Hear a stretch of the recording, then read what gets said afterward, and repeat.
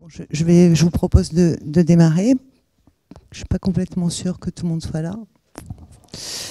Bien, Madame la vice-présidente de l'Alliance des maladies rares, Mesdames et Messieurs les responsables des différentes filières, Mesdames et Messieurs les chercheurs, Mesdames et Messieurs les professeurs, chers collègues, Mesdames, Messieurs. Je suis très heureuse d'ouvrir cette conférence sur la recherche concernant les maladies rares et je voudrais remercier les filières maladies rares pour cette initiative, dont c'est, je crois, la première édition, les chercheurs qui vont nous exposer leurs travaux pour le temps qu'ils ont pris pour mettre leurs connaissances à la disposition du plus grand nombre, et j'y reviendrai. Et puis vous tous qui êtes venus chercher cette connaissance et qui, sans nul doute, la retransmettrez autour de vous. Je voudrais insister en cette fin d'après-midi sur l'importance qu'a dans notre société cette activité de diffusion du savoir auprès de l'ensemble de nos concitoyens. Les temps actuels sont parfois ceux d'un doute envers la science, voire d'un désamour. On entend parfois des propos qui mettent sur le même plan des opinions et des faits scientifiques avérés, alors qu'il est essentiel de toujours savoir séparer ces deux niveaux de discours. Il importe pour cela de mettre à la disposition de tous, et dès le plus jeune âge, les faits scientifiques, de montrer comment le déploiement de l'intelligence humaine permet de comprendre. De faire briller les yeux à l'idée qu'on pourrait soit aussi consacrer sa vie à cela, et de créer la confiance vis-à-vis de la science, tout comme la capacité à toujours l'interroger, à toujours la questionner. La recherche, c'est la production de nouvelles connaissances pour mieux comprendre le monde autour de nous et pour pouvoir agir sur lui. La recherche en santé est l'un des champs qui éveille le plus l'intérêt du grand public parce que chacun voit facilement quel en est le but ultime pour diagnostiquer, pour traiter, pour améliorer la qualité de vie. Il est habituel de distinguer dans la recherche en santé plusieurs étapes, celle de la recherche fondamentale et préclinique, qui permet la découverte d'un nouveau mécanisme biologique, par exemple la découverte de la fonction d'un gène. La phase de la recherche dite translationnelle, qui va utiliser un nouveau concept pour essayer de fabriquer un médicament ou de mettre au point une technique chirurgicale ou de créer une application. Et celle de la recherche clinique, qui en conditions réelles va évaluer ce qu'apporte une nouvelle stratégie diagnostique ou thérapeutique.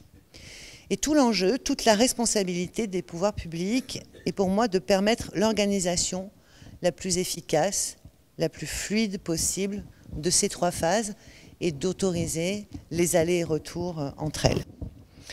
Concernant la recherche fondamentale, il importe, et ce n'est pas toujours compris, qu'elle puisse s'exercer dans la plus grande liberté et qu'elle ne soit pas organisée uniquement en fonction de problèmes concrets d'aval qu'il faut résoudre. Et il est donc fondamental de préserver les budgets de recherche non fléchés pour cette activité. Et c'est le choix que j'ai fait dans le cadre du budget de la recherche, notamment en augmentant les dotations des laboratoires et le budget de l'ANR. C'est important parce que cette activité fondamentale qui permet à un moment une rupture, un saut dans la connaissance vers autre chose, et non pas une activité ciblée sur un objectif directement opérationnel, eh bien cette activité fondamentale est celle qui sera à la base de toute innovation et de toute thérapie. On donne parfois comme illustration triviale le fait qu'aucune recherche d'amélioration des bougies n'aurait pu conduire à la découverte de l'électricité. Pour ma part, j'aimais à rappeler à mes étudiants durant mon cours de génétique que si en 1969, à Yellowstone, un chercheur ne s'était pas intéressé à la possibilité de trouver des êtres vivants dans les geysers, nous n'aurions pas aujourd'hui de Taq polymérase et nous n'aurions aucun diagnostic génétique. Ce soutien de la recherche fondamentale, il doit s'inscrire dans un temps long, sans exigence de résultats immédiats. Et dans le domaine des maladies rares, dont beaucoup sont d'origine génétique, la place de cette recherche fondamentale dans l'avancée de la compréhension et des traitements des maladies a été déterminante et la France y tient une belle place. La seconde étape, celle de la recherche translationnelle, permet de passer d'un concept à un produit, par exemple un médicament. Et la réussite de cette étape dépend pour moi de façon cruciale de la proximité entre les chercheurs et les cliniciens pour croiser les questions des uns aux réponses des autres Et je crois que vous allez en entendre un très bel exemple tout à l'heure avec la présentation d'un projet de recherche d'ingénierie tissulaire pour réparer l'œsophage. Des appels à projets spécifiques peuvent être nécessaires pour soutenir cette recherche translationnelle et favoriser la convergence de fonds publics et de fonds privés. Et c'est ce que nous avons fait en lançant le 4e appel à projet recherche hospitalo-universitaire pour un montant de 50 millions d'euros.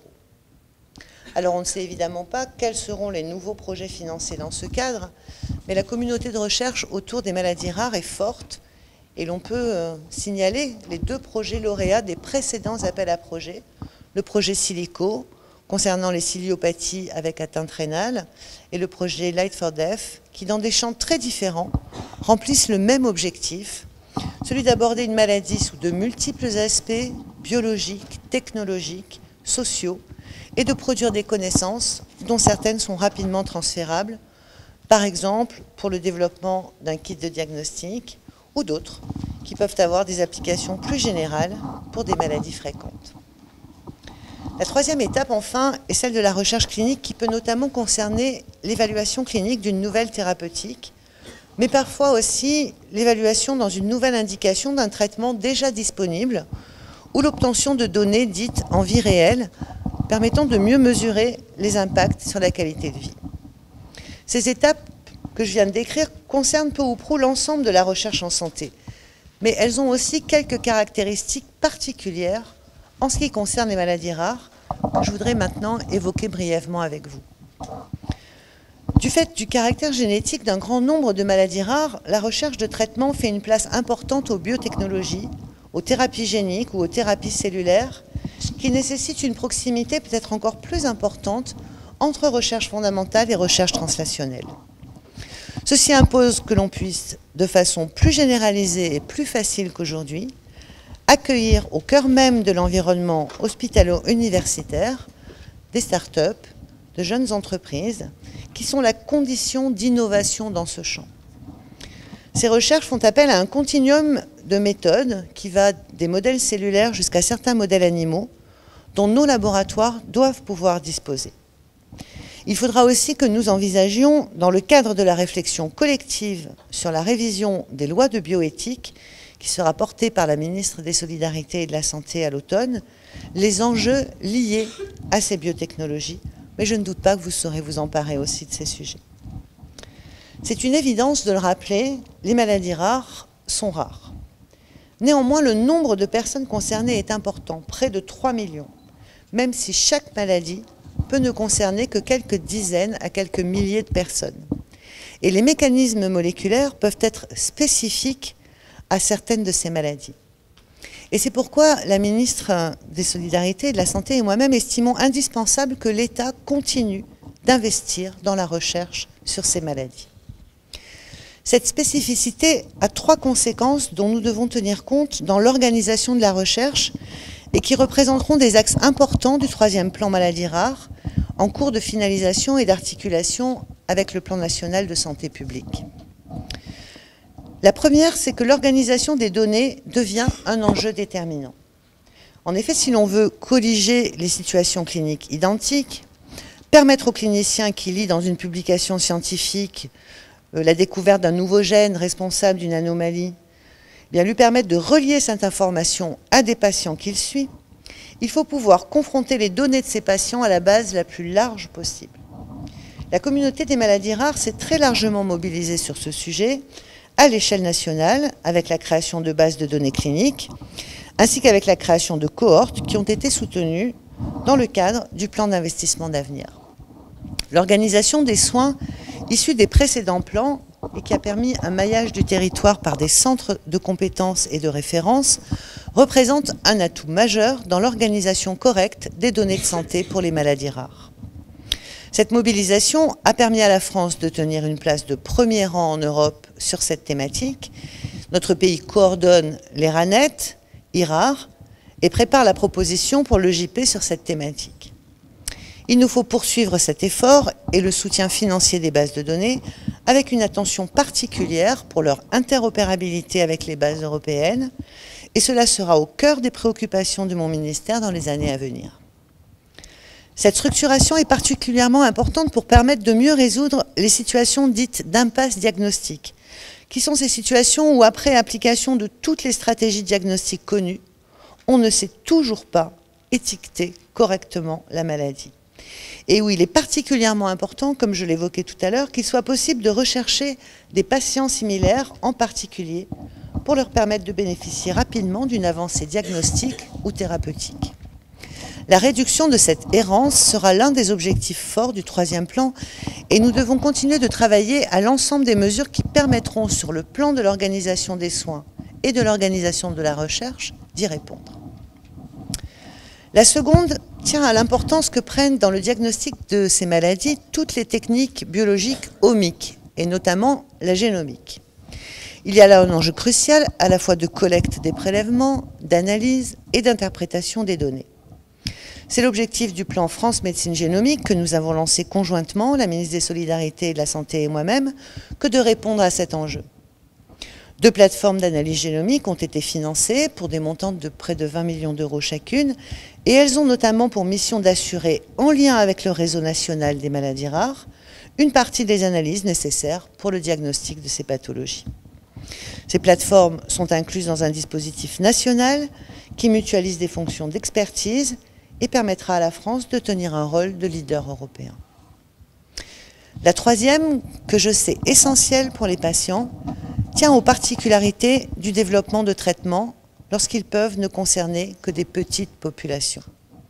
Il est essentiel dans ce domaine de réfléchir aux modèles médico-économiques spécifiques de ces innovations, ainsi qu'aux conditions dans lesquelles elles peuvent accéder au marché et être disponibles pour les patients. Le troisième plan devra proposer des mesures en ce sens et ces questions seront également incluses dans les réflexions du Conseil stratégique des industries de santé qui se réunira en juillet prochain sous la présidence du Premier ministre. Je ne vais pas être plus longue. La ministre de l'Enseignement supérieur, de la Recherche et de l'Innovation que je suis a encore un souvenir précis de ce qu'est la recherche sur les maladies rares, qui a été un temps au cœur de mon activité professionnelle et de ma passion. Je sais précisément quelles sont ces contraintes particulières, quelle place essentielle est celle des associations de patients, à quel point le dialogue est important et les attentes nombreuses. Les mesures auxquelles nous travaillons, la ministre des Solidarités, de la Santé et moi-même, pour décliner les grandes orientations du troisième plan, les prendront pleinement en compte, soyez-en assurés. Je vous remercie.